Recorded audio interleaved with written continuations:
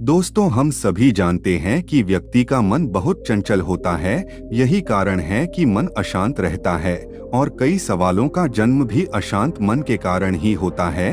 यदि आप जीवन में शांति चाहते हैं तो इसके लिए जरूरी है मन को शांत करना। लेकिन मन को शांत कैसे किया जाए? गौतम बुद्ध से जुड़ी इस कहानी से माध्यम से आप जान सकते हैं कि मन को शांत करने का क्या तरीका है। इसमें भगवान गौतम बुद्ध द्वारा मन को शांत करने के आयामों के बारे में बताया गया है। तो चलिए जानते हैं इस कहानी के माध्यम से, जिससे आपका जीवन बदल जाएगा। एक बार एक लड़का गौतम बुद्धा के पास जाकर कहता है, मेरे जीवन में बहुत अशांति है, कृपया करके आप मेरा मार्गदर्शन दिए जिससे कि मैं इस अशांति से छुटकारा पा सकूं। गौतम बुद्धा लड़के से जीवन की अशांति का कारण पूछते हैं। लड़का उत्तर देता है, अत्यधिक विचारों के कारण मेरे भीतर बहुत सारे विचार आते हैं जिससे मेरा मन अशांत रहता है। बुद्ध मुस्कुराते हुए कहते हैं, ऊपर आकाश की ओर देखो और बताओ तुम्हें सूर्य दिख रहा है। लड़का ऊपर देखता है और कहता है कि धूप दिखाई दे रहा है। बुद्ध उससे पूछते हैं कि अगर तुम लगातार धूप में खड़ा रहोगे तो क्या होगा?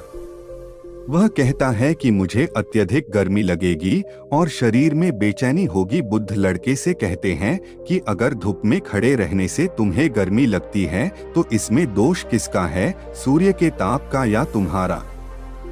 लड़का कुछ सोचने के बाद कहता है, इसका जवाब आप ही बताइए।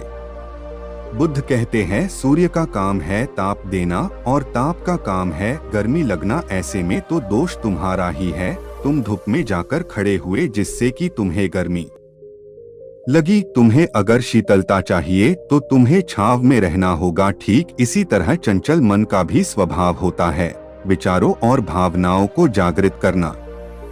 विचार क्षण भर के लिए होते हैं, लेकिन विचार से पैदा हुई भावना देर तक टिकी रहती है। लेकिन ये अगर तुम्हें निर्णय लेना है कि तुम्हें विचार और भावनाओं के साथ चलना है या अलग दिशा बनानी है। बुद्ध कहते, मन को शांत करने के लिए तन के आयाम पर काम करना सबसे आसान तरीका है। शरीर के स्तर पर हमारी कर्मेंद्रिया और ज्ञानेंद्रिया है। कर्मेंद्रिया कर्म और ज्ञानेंद्रिया ज्ञान से जुड़ी होती है। इससे हम अपनी संवेदनशीलता को बढ़ा सकते हैं, यानी हम जो भी काम करें उसे आनंद के साथ करें।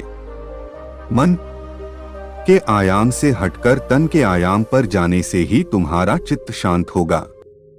ऐसा करने से तुम मन के आयाम से हटकर शरीर के आयाम पर आ जाओगे, ठीक उसी तरह जैसे तुम धूप से हटकर छांव में आ सकते थे। मन के आयाम से हटने पर तुम्हारी जागरूकता तन पर आ जाएगी। जब तुम तन के आयाम पर काम करोगे तब तुम्हारा चित्त शांत होगा। इसलिए हर काम को तन के आयाम पर करने से मन शांत हो जाता है। लड़का बुद्ध से कहता है, अपने भीतर के शोर को डोट कैसे सुने? बुद्ध कहते हैं, किसी शांत स्थान पर रहकर जहां शांति हो तब अपनी आंखें बंद करो और मन के भीतर चल रहे शोर से हटकर भीतर के शोर को सुनने की कोशिश करो। शोर निरंतर चलता रहता है, लेकिन बाहर के शोर के कारण तुम अपने मन के भीतर चल रहे शोर को नहीं सुन पाते हो। जब तुम अपने दोनों कानों को तुम अपने हाथों से बंद कर दोगे तभी मन के शोर को सुन पाओगे। इसी तरह तुम मन के अशांति से दूर हो जाओगे और तुम्हारा मन शांत हो जाएगा।